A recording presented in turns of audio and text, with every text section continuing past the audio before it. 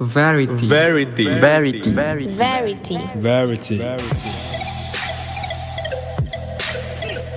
It's Verity. Brought to you by Prodigy.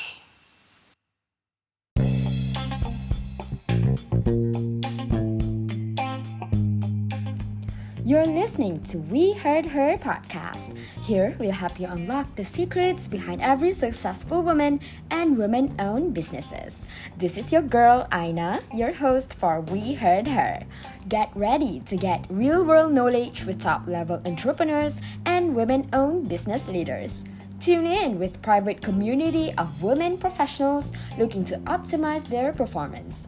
Easily accessible for free on desktop and mobile app. It is weheardher.com/app to access now. Enjoy the rest of the episode.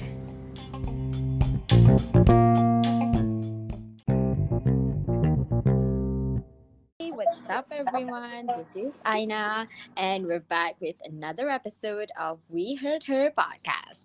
On this week's episode, we have Miss Nadira Subo, owner of Top PR Agency in Malaysia. Welcome, Miss Nadira. Hi, good morning, Aina. So, thank you for having me. Actually, I'm quite overwhelmed to be invited here because I heard a lot of amazing women come and share their journey. And now, I can't believe I'm here. Hey, you deserve it, truly.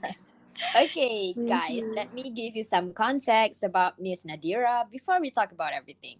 She's been in the entertainment industry for about 9 to 10 years. She's been in television. She has worked with Australian market. She's worked with Brunei market. Now, as of 2022, she has her own PR agency and she's happy to be able to help newcome talents. And today, we're going to talk about her experience, about the industry, and basically just learning what she has got going on. Miss Nadira, we were pretty much Mhm. talking about your career.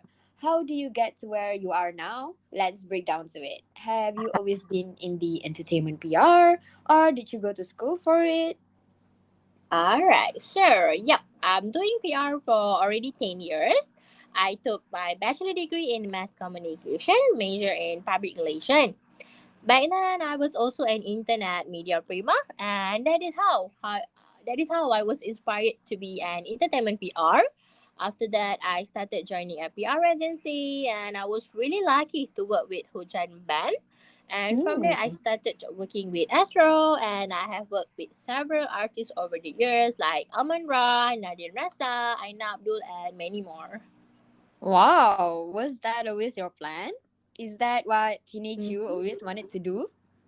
Yeah, you could say that. I have always wanted to work in music as my career because when I was in primary school, my dad sent me to piano class, dance lesson. He also played guitar, and my mom also quite a singer. So my childhood has always revolved around music. And when I got my job, my parents be Mm-hmm. like, "Oh, you always wanted to work with music," and I'm like, "Yeah, of course." Oh, you know what's funny? I've always loved Mm-hmm. music and Mm. entertainment. And when I was about 10 years old, I wanted to be a musician. And Mm. I used to print out song lyrics from YouTube back in the day and watching MTV, and I wouldn't have Mm-hmm. imagined that I could pursue a career in the entertainment world too. Like, you see these successful artists and wondered who's behind them. What type of rock star team this artist has? Honestly, Mm-hmm. they wouldn't be able to do what they did without a supportive team. I too have a really great team here, and you thought to Mm-hmm. yourself, hey, I'm part of that team. And it's always good to have a big supportive team in any type of Right. business. Yeah, Yeah, I right, right. understand that you must be a team player, and that's how you get far. You don't need a massive team. You just need to have a trusted number of people that can support you to the next level. So, let me ask you, who has been your most influential people in your life, or someone that you always look up to, or someone that give confidence for you to start your own business? Okay, it's delightful you would say that. I do think your circle is the most important part of your career and your personal life too. I think I'm really lucky that my client and my family has been my greatest cheerleader. As part of the team, I would say they really surprised me as they will always push you to see something bigger for yourself. It's very important for you to get yourself a trusted circle, because they are the one who will support you, who will push Mm-hmm. you out of your comfort zone, and Yeah. just to see you are doing well and do something great for yourself. Yeah, I hear you. It's a tough switch at first. When you're Mm-mm. working somewhere, you're comfortable, you've been working for a while, and now you go on your own. Yeah, it happens to me too. It happens to Mm-hmm. tons of people that I've interviewed in the podcast. I remember one of the first episode here in the Mm-hmm. podcast was Wani Hasrita. Yeah, Ah. she used to be a medical student in Oh. MSU, and now you can see she's a great, successful singer. Mm. Yeah, If you're I'm a hearing fan. this, yeah, if you're hearing this now, think about it is difficult to switch to other things. Let's say if you're a medical student and you would pursue a career to be a doctor, and Mm. you will do good financially, but if you have much money and invest in something, then it goes bad, and you have to start all over again. The principles, the morals of not having a good team, not being organized. These things are important. Like Miss Nadira Mm. here. Her clients won't be like, hey, you could do this. They wouldn't believe in her. But it all comes with time in the industry. Being patient, things won't happen overnight. We heard her. 10 years of putting in hard work in this industry. Guys, you have to be prepared. You have to be a well educated person within your industry to get recognized. So, Miss Nadira, how well are you Mm-hmm. handling clients that were that difficult since you are very close to most of them, right? And most of Mm-hmm. them are your biggest supporters. But what about those who don't? Yeah, yeah, I hear you. You know what? You know, internet can be a bit difficult at times Yeah. and may not cooperate well. Mm-hmm. But as much as clients' opinions are important to be taken care of, but please do not forget to express yourself very clearly and very precisely. Actually, having hard conversation is a regular features in the entertainment. So you need to be ready to stick to your own ground. You need to be upfront about it, because sometimes you just need to be comfortable to say no to your client's demand, Mm-hmm. because we don't know, this might help to create the magic that the client is looking, and also will enhance their image.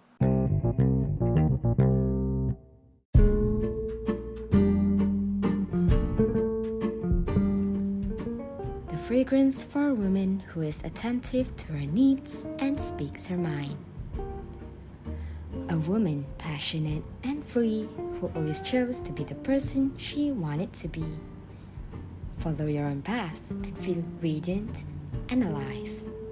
Chanel Gabrielle, the new fragrance. You've learned a lot of lessons, Miss Nadira. You've worked with a lot of cool people. Why don't you break down for me what a day to day is like at work for you? What did you do for these artists and these people in the media? Mhm. This question always make me laugh, because whenever people ask me what a day-to-day life as a PR in entertainment, to be honest, I don't even know, because every day is totally different. Yeah. Mm-mm. So when I work with Hujan Band, as we know, they have like 5 group members with Mm-hmm. different personality. Yeah. So yeah, I will have a very distinct job roles with each of them. And when I work under the agency, I represent the group. So it really depends on a day to day, when they have like music launching, preparing for album release, or announcing our upcoming event. Things like that is really varies day from day. Yeah, it can be crazy days because it's always changing. I guess that's what keeps it fun too, right? It doesn't get redundant. People doesn't get the same thing over and over. You meet new people. And do you do a lot of traveling in order? Ah, right. I used to travel a lot, mostly Mm-hmm. within Australia and Brunei, because my clients are from there. And recently, I just went to my client show in Vietnam. So I meet lots of new people in the industry, and I able to see how they do the things over there. And oh, not to forget the food in Vietnam. And now talking about it makes me hungry. But Yeah. yeah, back to your question. The fact Mm-hmm. that I don't really have to work 24/7, I think it's refreshing and it's really good for my mental health. Yeah, I think it is important to let loose a bit and just enjoy the Mm. moment, like traveling to other countries, seeing their culture, the foods, and building connections because you never know who will help you in the future. I think connecting like this will help you grow your contacts and your perceptions towards the industry. We all Yeah. know in entertainment, knowing people is essential to get your way in. There's a big opportunity that the industry will innovate, and in some ways it's growing really fast. Yeah, especially the PR industry. There's a Yeah. way of doing things. There's etiquette, there's a way to approach people, the do's and don'ts. So, what are some common misconceptions in the industry or red flags for you and people should stay away Mm. from when trying to be in this line of work? Okay, I don't think I would consider that as red flags because my biggest thing here is that people don't really understand what an entertainment PR does. I mean, if you want to be in the industry, you need to know what people do. You need to do what their job roles, what does the road manager do, what does the publicist do, and what does the promotion guy do. Mm-hmm. Because if you know specifically about the rules, I Yeah. think it's really easy to get confused and lost in the system. No Yeah. kidding about that. So, if you can break it down for me in a nutshell, for the people that don't Mhm. really understand how people in the PR are doing it, there's always stereotypes on those who work in the industry. And what are those common ones that you have heard and it is not true at all? Again, the misconception about PR professional get to meet celebrity and live glamorously. How I wish. But it will be a biggest mistake for you to work in PR if your goal is just to meet famous people. Mhm. Because I'm really sorry to let you down. Most of the people that PR professional encounters every day are journalists, bloggers, and media representative. And PR professional are hardly famous because we stay behind the scene and we put the client in the spotlight, not us. Yeah, that's an actually an awful stereotype. Mm-hmm. Yeah, so another one misconception that I have always heard is all PR professional do is party. Even just for stereotype, that seems like a gross generalization. Because most of the time, PR professionals are doing pitch, social media content, press skill, building and maintaining relationship between the client and the media. Mhm. And whenever there are any parties or event, those in PR are the ones who will be hosting and preparing from scratch to make it happen. Yeah, it's always disappointing to try and Mm-mm. explain what a PR actually does. And seeing these stereotypes that has been going around for quite a while, making PR's reputation scarred. So I think that is why we have to keep gaining knowledge. I met with many successful women in this podcast. Some of them were a best-selling author and two of them were billionaires. When people asking me why I'm doing this podcast, honestly, I said, I'm learning, just like my other listeners, all 75,000 of them. Yeah, I don't stop learning. Yeah, that's the point. People have to always keep wanting to learn on new stuff, and I think that is a really important point for any business owner. Because if you don't want to learn, then just stop because there is nothing gonna happen. Yeah, we'll stop learning until we breathe our last breath.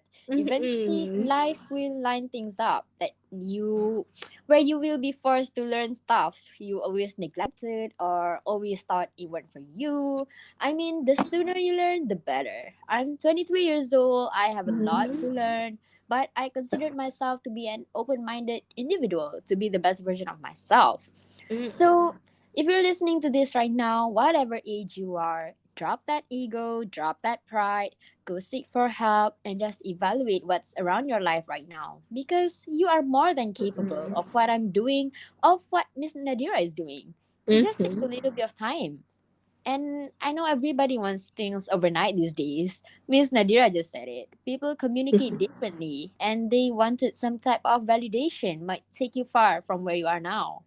So, Miss Exactly. Nadira, before we ended this episode, can you tell for those people who want to learn more about you, maybe your socials?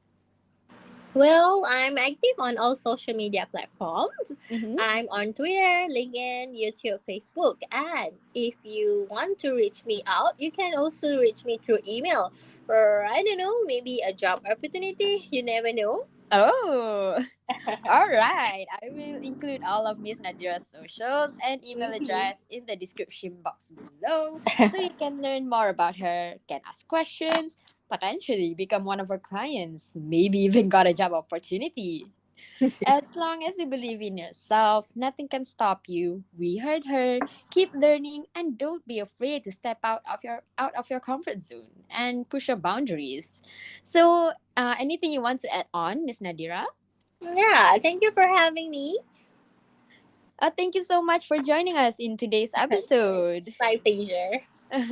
Okay, so it's a wrap. So this is your girl Aina and Miss Nadira Subu. We heard her podcast.